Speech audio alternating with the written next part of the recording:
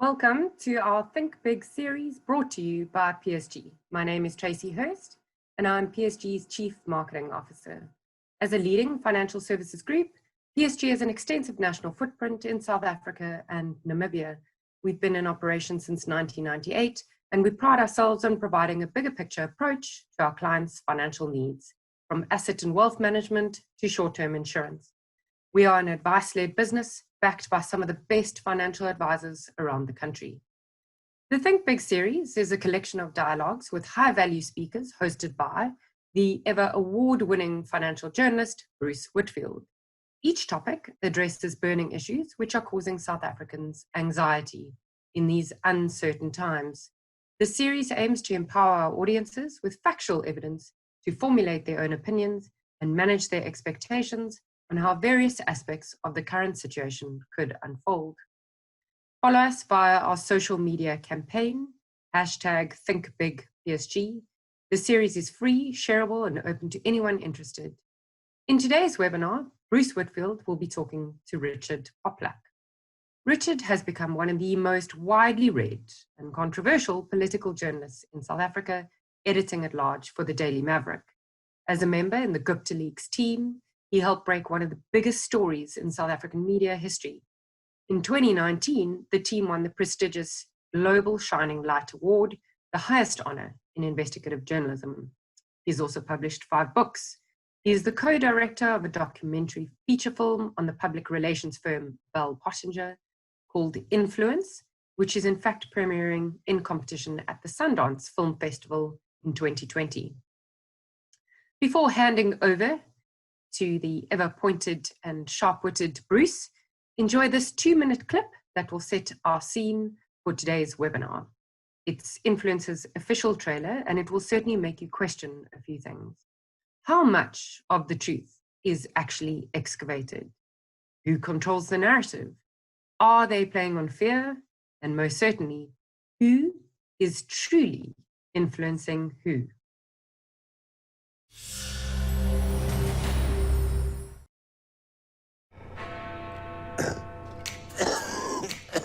I've had just about every piece of filth written about me.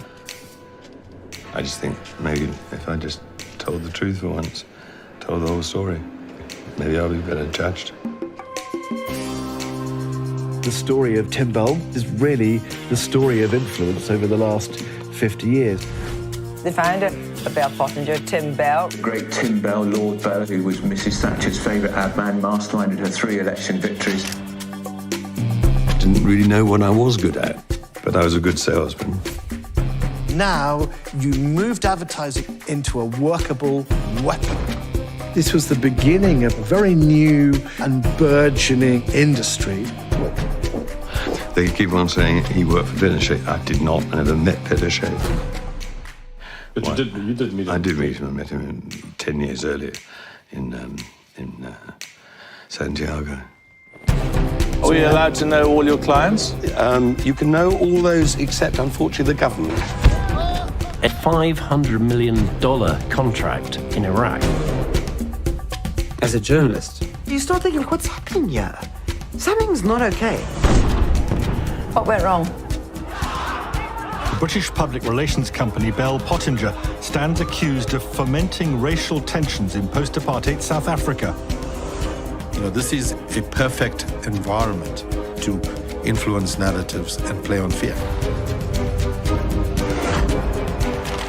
I am going up against one of the biggest PR firms in the world.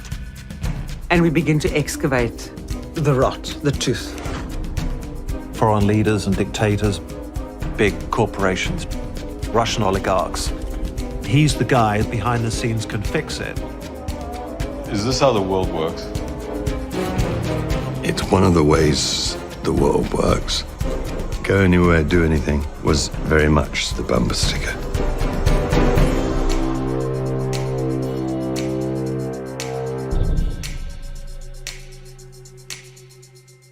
Goosebumpy stuff, Richard Poplak. Richard Poplak is, how he described, Tracy says, widely read and controversial. How do you feel about that descriptor? I mean, widely read is good, but you're not controversial. The stuff you cover is the controversy, isn't it? Yeah, I just like to think I put a unfiltered spin on it. Yeah, I mean, when you're dealing with politics, Bruce, is it me being controversial or our dear leaders being controversial? Unfiltered spin. What's that? Well, to be fair, there's no such thing as unfiltered spin. Of course, what we're about to do here today is wade into the notion of the idea of objectivity in the media. It is my firm belief that there isn't any. And I think as soon as we get over the fictions that we hold about the objectivity of the media, the fact that we're supposed to be agendaless, omniscient, unfeeling, all-seeing, the sooner we get over these fictions, the better we'll all be. Is there such a thing as truth? Does truth exist? There is such a thing as verifiable fact. And I think that is what this entire conversation needs to be premised on. The raw material that journalists and media practitioners need to deal in is verifiable fact. Once you throw verifiable fact out of the window, once you start coming up with alternative facts, that's when we start entering into the post-truth era. And that once verifiable fact no longer became the métier of an organization, for instance, like Fox News, that's when we started entering into this new and very, very, very dangerous world. I mean, you saw a number of images of Vladimir Putin in that trailer. That is the man who is a master of erasing verifiable truth. That is what he's worked with, and that is the gift that he's given us. I mean, you say it starts with Fox News, but I would argue it starts much, much earlier than that. I think of course it does. Throughout history, people have manipulated the facts. History is written by the victors, for example. I'm not sure if that's a Churchill quote. I think 99% of the all quotes are Churchill. Well, either Warren Buffett or Churchill. We can't even attribute quotes effectively. Well, the Jesus ones are kind of easy because they're sort of contained in one volume, and you can go, well, did he really say that? But at least there is one source that you can go back to on that particular, but versions of that too. I mean, what do we believe? What do we believe? Because we've been lied to for millennia by people in power for their own ends. The pharaohs in Egypt would have lied about the grain harvests and the frogs and the pestilence and the pyramids. Everybody's been lied to because manipulating truth is an extraordinary power, particularly if you can get people to believe it. Absolutely. So I believe that politics is the primary art form. So it is an art form that humans have been designed to perfect, largely because we are a gregarious species and we organize ourselves, and we organize ourselves politically. And the primary weapon used in this art form, I mean, is persuasion. So, this is what it comes down to. It is my job as a politician to persuade you as a constituent to either believe what I'm saying or to follow the rules or to do whatever. So persuasion, of course, is as old as the species, right? But there have been eras, take 1930s Germany, for instance, where lying or persuasion or manipulation has been weaponized to a degree that it has become extraordinarily dangerous. And we are in another one of those eras. We spoke briefly about Fox News. Of course, the lack of verifiable fact does not begin with Fox News. But I think the cable news era in the United States is a brilliant example of when verifiable fact went out of the window for very, very narrow agendas.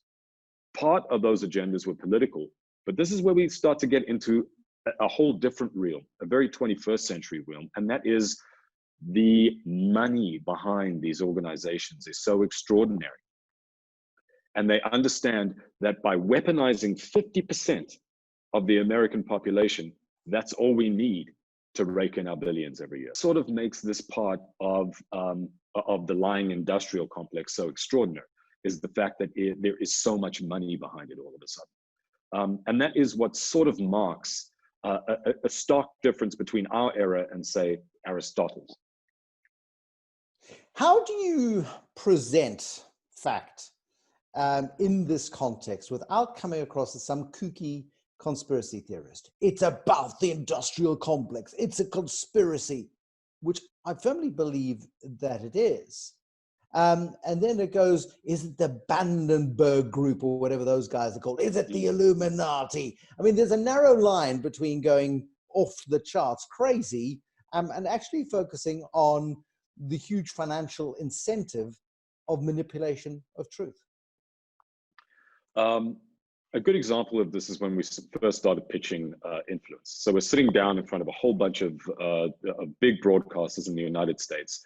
And one of the guys looked at the pitch and he heard what we had to say for a very, very, very prominent American broadcaster. He said, is this one of these deep state things?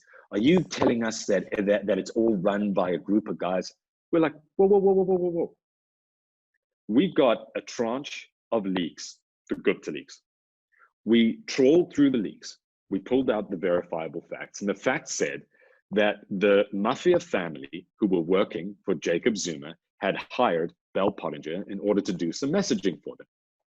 So in other words, there's a very direct line between Bell Pottinger, the Guptas, and Jacob Zuma, right? We're extrapolating that out from that and doing a whole bunch more investigative journalism and making other connections between very powerful figures and Bell Pottinger. Why? Because that's how the world works. Rich people hang out together, share the contacts on their WhatsApp groups, same as everybody here doing that, and makes their connections and makes the connections that way. So it's actually, there is no conspiracy. This is just the way things work. Again, we're a political species, right? Our WhatsApp groups are actually quite small, right? And the contacts that we share are actually quite narrow. It goes no further than that. But it's our job as journalists to ensure that we understand who controls our messaging, how these connections are made, and who those connections benefit. So that's what journalism comes down to. It's not about a conspiracy. It's not about the Illuminati. I understand why those conspiracy theories are developed. I'm actually, in a way, sympathetic to the nuts who come up with this stuff because, you know, it's perilously close to the truth, but it isn't the truth. And this is where we come down to how we deliver our messaging as well, Bruce, which I think is what you are getting towards. You know, if we're screaming and running around like maniacs, oh my God, Bell Potter, you know, Lord Bell, you Margaret Thatcher, you Pinochet, you know, and it's the Jews. You know, the extrapolations, the lines have to be drawn very finely. Tell me something you've just said, really interesting. The mafia family that worked for Jacob Zuma. I believed it was the other way around. Elaborate? Yeah, I suppose you're right, but I mean, there again, you know, these inversions and these, you know, we're in the upside down world. Yeah, I would argue that in a syndicate like the Gupta syndicate, you know, it's very difficult to know who was working for who. So a little bit upside down, but that was an extraordinary relationship. But what I found remarkable about the Gupta leaks, Bruce, is not that it extrapolated out what was happening here in South Africa. It's that it provided a model for what is happening all over the world. And, you know, 3 or 4 years ago, I would have said the developing world. But if you look at the Donald Trump administration, it works in exactly the same way. You know, there are rich families who are benefiting from these relationships. And there's the president who is benefiting from those rich families, benefiting from the relationships.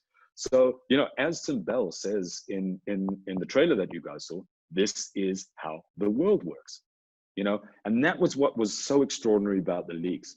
South Africans tend to be quite parochial, you know, we're at the bottom of Africa. We're isolated before COVID-19. Now we're even more so. We tend not to see the connections as clearly as we should. The Gupta leaks showed us how the world functions. Tell me how the leaks happened. I've heard lots of stories.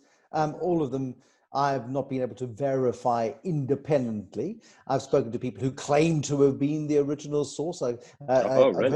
I've heard a story of a hard drive that was taken to a computer shop to be fixed out of the Saxonwall compound of the Guptas, and somebody wised up and went, "Ooh, there's something useful here," took it all off the hard drive, shared it with an individual who shared it with some individuals, and the next thing, there were a handful of people who had this information and started trawling through 200 and something thousand emails, of which we now know as the Gupta leaks. How much of that is vaguely on a page of accuracy? I wouldn't endorse anything that you said there, Bruce. So how did it happen? And of course, well, this is it. So what you're asking me to do is reveal our sources, which of no, course I'm not. do. I'm not asking to reveal the sources. I'm asking how it happened. So the leaks themselves were not a hack. That's the important thing to understand. The second thing to understand is that they were acquired legally. So in other words, the reason we haven't been sued by Oak Bay Capital or anybody else related to any of the information we dropped. Bruce, this was 3 years ago that these leaks broke, and still not a single lawsuit or successful claim by the press ombudsman, of which I think there have been several since the leaks broke. So that's an interesting fact to keep in mind. So the leaks were acquired legally. They came into possession of Branko Brkic at the Daily Maverick. Branko then started to do something that is very rare in media. He reached out to a number of other heads of media outlets, understanding that at the time, and still today, Daily Maverick simply didn't have the capacity or the expertise to excavate these leaks by ourselves.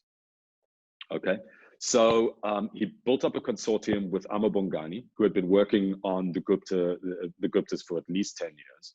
And News 24 as well, who have some excellent investigative journalists as well. So that consortium came together, nominally led by Branko Brkic and Stefan Sprumner from Amo Bongani. And we had this crack team of journos, excluding myself, by far the weakest link in the group. And we started to excavate through the rot. It was an astonishing experience. But right before we were preparing to actually offshore our operations to go away to get the work done properly in sort of a bubble, someone leaked the leaks to the Sunday Times. Now that someone who betrayed us, I would love to reveal her identity, but I won't. Nonetheless, that was a sad day for investigative journalism, because, Bruce, it comes down to this: people who aren't in the media, people who aren't journalists, and people who aren't investigative journalists don't know how the job works. They think we just look at something, make a couple of connections, make a phone call, and it all happens. It doesn't. It's very, very hard work. And in order not to get sued, and in order to knock away at the confidence that we're trying to engender, we have to do our jobs properly. Eventually, we won out. This is an important part of the story, because investigative journalism relies on one thing only, and that is credibility. The moment that credibility can be challenged, the moment there is a single fact out of place, it then questions every other fact that is revealed as truth. And what the disseminators do, people who seek to undermine the truth, is they look for the one unverifiable fact, the careless misstep, the mistake that happens that then undermines the credibility of the entire piece. And I suppose that was the highest risk here, because you've got this volume of information, this unquantifiable volume of information. You've got multiple people going through it, and everything has to be verified and cross-verified and checked and triple checked. And often, not everything is necessarily verifiable. And this is where it gets dangerous, doesn't it? It does, but let's just take a step back. Because one of the things that were asked about the leaks so often was, well, how do you know that this thing isn't a fake? And I always get a little pissed off, Bruce, by that question, because first of all, I'm not a total moron. And second of all, that was the first question I asked. When Branko came to me and said, look, Branko is, I'm not sure how many of your go on. Let's do his accent. Branko is a Serbian man who sounds like a contract killer, and not an expensive one. And he said, look, Poplak, we've got the big one. We've got game changer here. We've got leaks from Gupta. You want the leak size? I'm sorry, for anybody who's not ever spoken to Branko Brkic, I feel like I'm speaking to Branko Brkic right now. Carry on, sorry. It's a dead-on impression, and I'm probably dead right now as you're watching this. If we don't see you again, we'll know what happened. So what do I say to Branko in a situation like this? How do you know it's not fake? He's like, take a look. So eventually, when I got the hard drive, we got our computer set up, and I went in. You can't fake 192,000 emails and all the attachments, Bruce. You just can't do it. The sheer scale of the data was insane. And this is when we come into the point that you're trying to make right now, which is this actually takes expertise. It takes people who understand what they looked at. Now, look, when I opened up a whole bunch of Excel spreadsheets, it was in a different universal lingo to what I'm used to. But we had experts working with us who knew how to excavate this financial data. The kind of work I was doing was quite different. It was storifying a lot of the information that was coming, that was being generated by our forensic analysis of the data. And we did actually have a forensic accountant working with us, doing a lot of the work that we just don't have the expertise to do. It was a real operation, looking at the stuff, understanding, and this goes exactly to your point, that journalism is a social contract with your readers. So the point is to build up stratifications of trust over years, which is exactly what we've done with Daily Maverick. And that's exactly why the leaks came to us and weren't given to the Sunday Times in the first place. Because the Sunday Times, with the Rogue Unit story and others, had broken the social contract with their readers, and with other people who would leak information to them if they knew that they were straight players. And yeah, I know I'm being quite brutal here, but the point of the matter is that is the social contract that you build with your readers, but also with your sources. And that's the triangulation that you need to establish in order to do this job properly.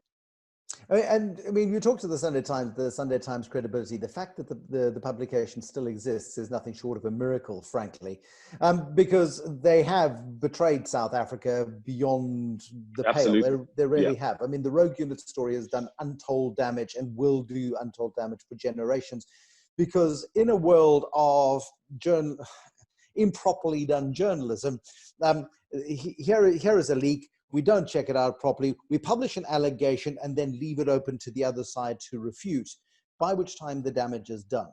And the seed has been sown for a whole series of misinformation. It wasn't beyond the realms of possibility, before you saw the volume of what was there, that this was a Bell Pottinger smear. This could have been something that Bell Pottinger could have constructed feasibly to actually destabilize investigative journalism in South Africa. I mean, did you go through and have that debate at all to say, I mean, are these guys that good that they could want to take us down because we are a threat to their customer, the Guptas and Jacob Zuma in South Africa?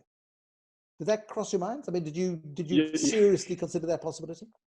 No. And the reason I say this is because you don't have to do this job very long, or even be particularly intelligent for a leak to pass the bullshit smell test. If something's too good to be true, it is always too good to be true. Oh, there's a rogue unit in SARS spying on, wow, and all of this information has come to us with a whole little cheat sheet from KPMG. Well, let's go publish 12 stories and destroy the country. No, this was 192,000 emails. Now, here's the thing about Bell Pottinger, right? And many of the PR companies like them in the bullshit industrial complex. They are not particularly smart. What they are very good at is spreading money around, taking journalists out for lunch, getting us drunk, which we enjoy. Don't stop doing that, PR companies. That's not what I'm trying to do. You know, a good lunch goes a long way. And what I would term soft manipulation, right? That is backed up by so the massaging and the making us happy that's the carrot. Then there's a stick, and what is the stick? That's the lawyer's letter. Now I'm going to share with you guys what my introduction in 2016 or 2017, pardon me, 2016 to Bell Pottinger. I wrote a piece saying that Bell Pottinger, this was before the leaks broke, that Bell Pottinger was helping define the messaging for the Zuma regime. I got a letter from a junior partner at Bell Pottinger saying, cease and desist. I sent the cease and desist to Branko. And do you want to guess what he said? He said, I want it with the accent, please. I must have it with the accent. Them said it. Okay. Tell them to go back. Which I did. And that escalated into a 2-month back and forth of emails, which came with on the back of the threats of legal action, which for a small publication like Daily Maverick can be existential threats. There were 2 law firms in particular that worked with Bell Pottinger on a routine basis. One was Carter Ruck. The other was Schillings. These are not men and women that you want to tangle with in a dark alley, Bruce. They will rip you to shreds. So there was the stick and the carrot. That was the basics of an old school PR company like Bell Pottinger. The second those morons got involved in a social media campaign, well, you saw what happened here in South Africa. They got torn to shreds. Well, all we did was turn the same weapons they used against us, against them. And, there was Citizens United action against Bell Pottinger on social media to the extent that they shut down their social media. It was an extraordinary moment in PR, laughable, pathetic. But it took an extraordinary amount of pain and agony. Absolutely. And a huge amount of damage. I mean, I look at the trailer of your movie and I just look at the scenes and I look at the extracts and I look at, and you go back to a time, I mean, the darkest time in South African history. I mean, you go towards December 2015 when Jacob Zuma fires in Nhlanhla. And frankly, I mean, people get cross when I say this, but it was the biggest favor he ever did the country, was firing in Nhlanhla, because he, for the first time, really exposed the sordid underbelly of what was going on within his presidency. And from there, it really unraveled. And when it started unraveling, the unraveling was actually mercifully quick, because by the end of 2017 at the ANC elective conference at Nasrec, it was over, and we saw permanently, for that faction of the ANC, the really dark underbelly, the gangster part of the ANC, which we know exists. Absolutely. So I want to tell a little anecdote about when Nene was fired. I'm sure you remember very clearly that very dark day. Yeah. And I got a call the following morning from a prominent economist. And they said to me, what the hell just happened? All our models have gone out the window. The rand has plummeted. We don't know what's going on. How are we supposed to model in a situation like this? To which I said, well, first of all, I didn't fire Nhlanhla. Jacob Zuma did. So if we could just switch the tone of the conversation around a little bit, that would be helpful. Second of all, this is what we've been saying to you for the past 8 years. We live in a gangster state. And all you've done is now joined us on the other side of realizing the utter dire mess that we're in the first place. Read Daily Maverick. You would have known that something along these lines was happening. But the point you're making is that you're 100% right. It's the biggest favor Jacob Zuma ever did this country, because he showed his hand, right? And in many respects, it was a strategic blunder. They got desperate. If they'd held their powder a little bit longer, they would have got their way through the 2017 electoral conference, and the country would be run right now by Nkosazana Dlamini Zuma, which, by the way, it is run by Nkosazana Dlamini Zuma. Okay, you're going crackpot conspiracy again. Go on. I know. That was a joke, kids. Yes. The other thing that is important to remember about all of the stuff that was happening there is that the messaging that Bell Pottinger was doing for the Gupta syndicate was quite unsophisticated. At the same time as all of that was going on, you still had Cambridge Analytica doing very, very, very dangerous work for the Trump regime. You still had Brexit going on. You had entire hangars full of North Korean and Russian cyber armies effectively waging war against the West. None of that is conspiracy. That's how they wage their cyber war. The fact that we are at war with China and Russia, when I say we, I say the West, because I still believe that South Africa's interests are very much aligned with the West. We are pretending if we think the Chinese are going to help us out of any of our current messes. So while Bell Pottinger was messing up here in South Africa, there was a hardening, a professionalizing, a weaponizing of 21st century misinformation and disinformation techniques. 2016 was a watershed year in how the human species communicates. Nothing short of that. And we had our own little war to fight here, which was indicative of the larger whole. Well, what's so damning on all of us is just, you say it was unsophisticated, and yes, it was. It was boorish, and it was really shocking work, frankly. But it worked. It was effective. I mean, these armies of trolls that were unleashed on the social media public, and how they then, the social media world translated into mainstream, and this one on Twitter says, and that one on Twitter says, and journalism died. Again, journalism was in trouble before then. The mainstream journalism damaged itself in this process very, very severely too. Absolutely, and I think the industry itself, because it was so terribly weakened by the digital revolution. In other words, say around 2003, 2004. Mainstream journalism decides that the way to deal with the internet is to put information on it for free. Can't be monetized online. The newspaper model, the television model, the cable news model will survive the internet. Of course, no one's going to read no one's going to read the news on their computer. The blunder of free online was close to an existential blunder for the industry, because what happens is, we start migrating online, newspaper sales start declining, television use starts declining, right? And we can't charge anything we can't charge on the internet because everybody thinks journalism is free. Yeah. We've habituated the entire world to thinking it's free. So our newsrooms start getting gutted. Our capacity starts getting gutted. Our institutional memory starts getting gutted. And in a weird way, South Africans were saved from that initial wave, but got hammered as we started heading towards 2016. And we're getting slaughtered now. I mean, COVID-19 is a disaster for this industry, an absolute disaster. And so on one end, you have that terrible revolution within the industry, okay, which is gutting our models, and we have to start figuring out how to survive. So we're in survival mode. At the same time, you have the rise of social media. Right? All of a sudden, anyone can get their message out on Twitter. Anyone can get their message out on Facebook.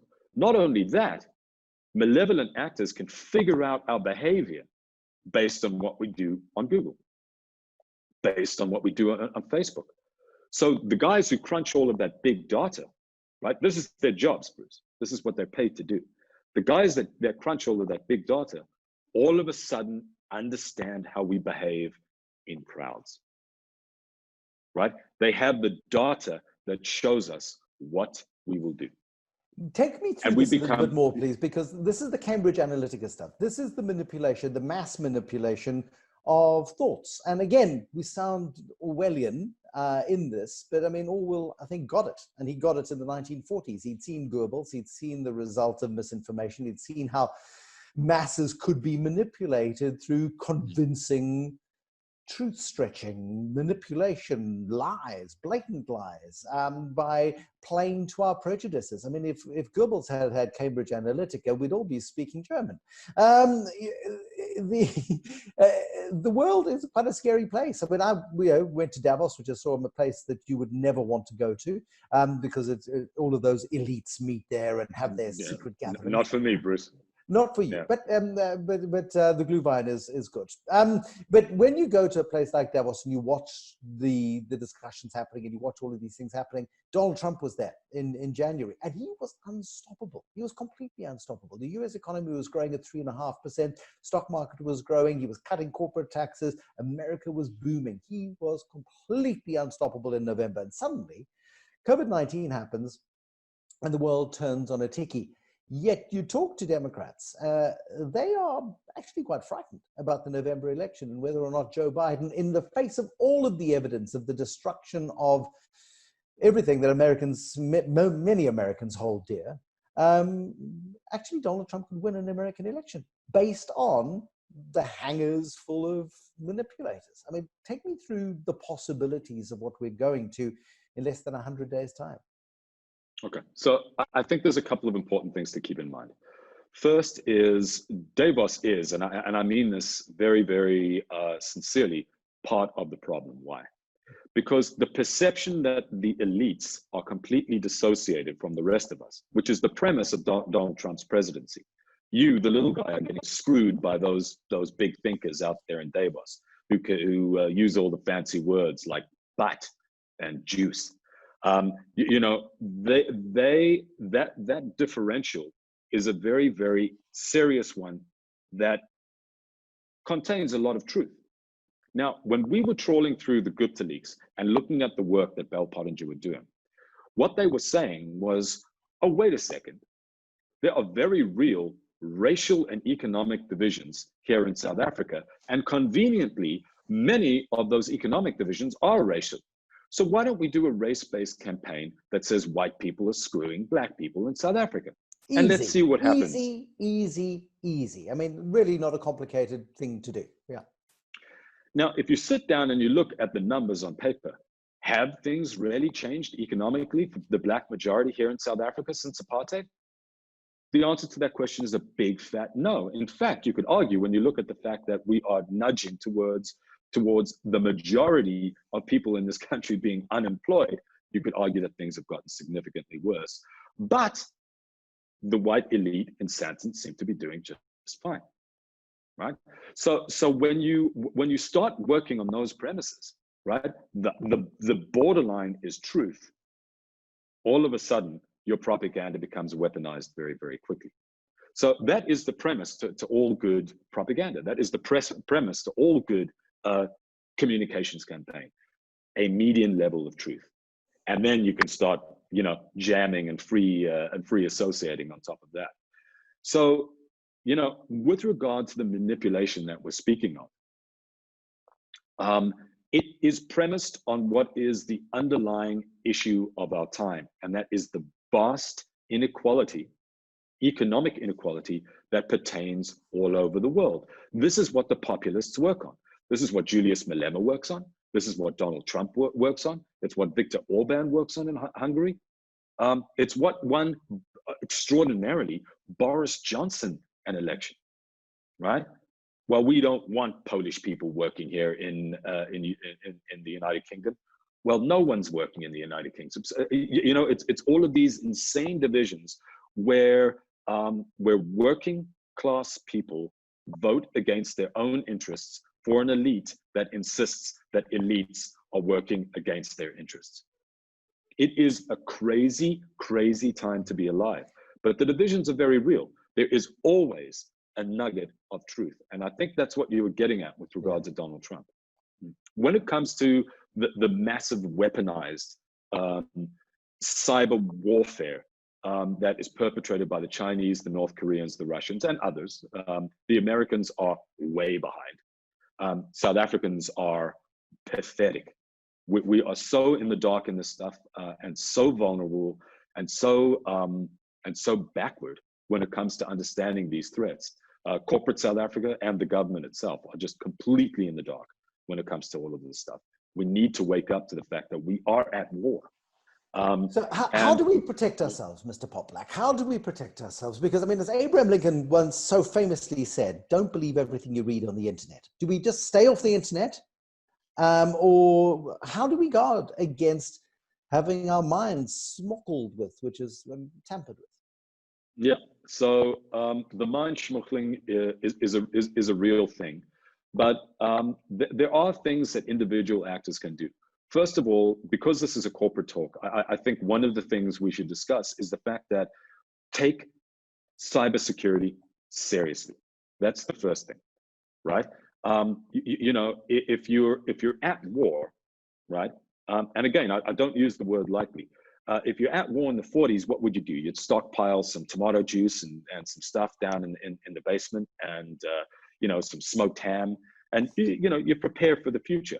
When the security department of your IT department, the security head comes to you and says, you've got a problem, take this stuff seriously. But I think you're more talking about the fact that what can individual actors do to protect themselves from this information? There's two things in particular. First of all, when you go to the grocery store, when you go to Pick and Pay, you don't pick up anything and just hoy it into your trolley go and buy it and then start shoveling it in your face, or at least you shouldn't. You look at the ingredients, right? The same thing you're doing with your body, you should not do with your mind. You should know who is producing your information, where it's coming from, and who's paying for it. So in other words, the news organizations that you interact with, you should know who owns them, you should know what their agenda is, and you should know their record as an organization in terms of how they how wise they are in wielding verifiable fact in their journalism. And I can proudly say that Daily Maverick is one such organization where we grow by leaps and bounds. You're laughing, Bruce, but it's true. We're growing by leaps and bounds because we are engendering trust with our readers. So you have to know where your information is coming from. I call this, and so does my co-director Diana Neal. We've come up with a term that we're going to trademark, Bruce. We're going to make fortunes of money on it. It's great. Information hygiene. Right? It's absolutely, I mean, I'm laughing at your shameless punting of the credibility of Daily Maverick, but it is information hygiene. And unfortunately, when I was looking at my Facebook feed, it told me you were talking rubbish. And we're assailed all the time by that single fact that we then base our entire understanding on. And by the time we realize that we're sort of sitting on the periphery of truth, that single fact no longer matters anymore. And I think that's a dark and scary time, but it's also a time of opportunity, I would argue, for a return to viable facts. And maybe COVID-19 provides that opportunity because, I mean, boy, talk about misinformation and abuse of the internet and the rubbish that is spewed about COVID-19. If we're not yet aware of the fact that people are out to get us, or at least out to get our attention negatively, then we're really not paying attention. Absolutely, and I think one of the key things to keep in mind with this kind of thing is that it's evolving. Our responses are evolving. The fight back is evolving. In 2016, nobody understood how Facebook functioned in terms of processing big data, which allowed malevolent actors like Cambridge Analytica to do their work. We now understand that much better, right? So at least on a policing level, we're much wiser. As we're speaking right now, there are congressional hearings going on about the big five tech companies in the United States of America. So at least the idiots in Congress in the United States are starting to try to understand how big tech functions and why these monopolies are so dangerous. But it's important for everybody watching this to understand Facebook is the most powerful publishing medium in the history of our species. You have to be very careful when you're interacting with an entity that sizable and that powerful, right? It's like drinking nuclear waste. It's that powerful, right? Careful. Do you need to be on it 4 hours a day? The same thing with Twitter. Twitter is perhaps the second most powerful communication tool ever devised. Are you being careful? Are you sure? Are you retweeting reflexively? Why? That reflexive retweet is exactly the problem. And you, as the person doing the reflexive retweeting, are the trigger. You're the gun. You've been turned into a weapon. So, I think it's important to understand that we need to take a step back. We need to reduce our information consumption. We need to understand what we're consuming. We need to understand the power of the monopolies that we're interacting with. And we need to start getting smart. We need to be as picky about what we read as we are about what we eat. When's the movie out? When can we see it? Okay, do we have to buy a ticket? I'm not going to a cinema, by the way. I'm not going to a cinema possibly ever again because the coughing and the crunching of the popcorn upsets me already. But in this COVID world, how do we get to see it?